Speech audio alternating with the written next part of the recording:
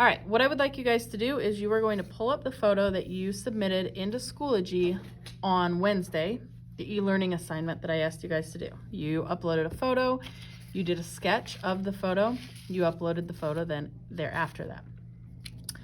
And with your photo, you are going to enlarge the subject until it fits the frame, the way that you want your composition to look. So the composition is the way that we lay something out in a frame or on a piece of paper or in a painting.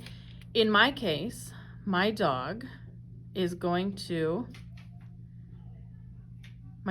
subject, sorry, and I am going to enlarge it so that most of his body fits into my frame the way that I want my composition to look.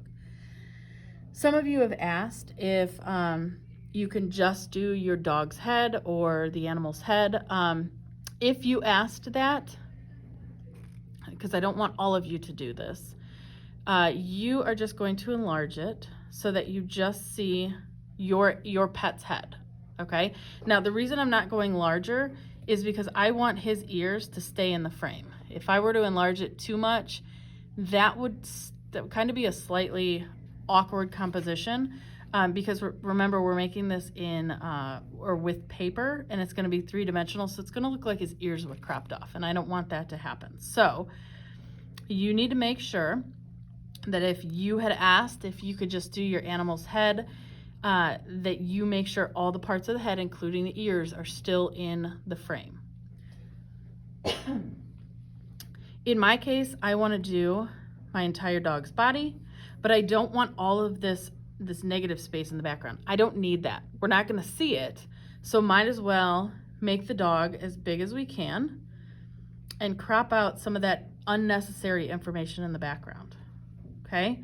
So I want to make sure that his feet are in, his head is in, his ears are in, and that's about as big as I can get it without starting to crop off some of his toes, okay?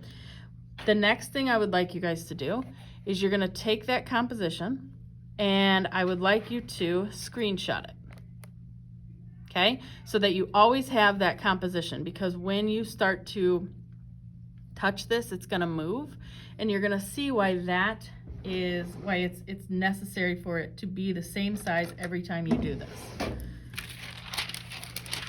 Okay, one thing you're going to grab today is a piece of tracing paper, and you are going to lay it over your subject. And you are going to start off by tracing out all of the individual parts just the same way as you did with the paper B. Okay, so when I start my dog, I would start by, and the more you touch it, because this is really, really thin, you can move the picture. That's why I wanted you guys to screenshot it. So I am going to start by tracing the dog's nose. Okay, I would not trace the dog's entire head together because the nose is a separate piece. Okay, then I would go start tracing the nostrils and so on and so forth. So what I would like you guys to do by the end of class is, because you're going to use this entire class period to trace out all of your parts, okay? And it's the same way that we did the paper B. If your animal has 4 legs, trace all 4 of them, okay? If you have to get all of the parts in order to be able to build your animal accurately according to the picture that you've chosen. When you are done today, because you will be done with tracing all of the parts of your subject, you are then going to upload a photo into this assignment on Schoology. You will be getting a grade for it, so make sure that you get all of your parts traced out by the end of class today.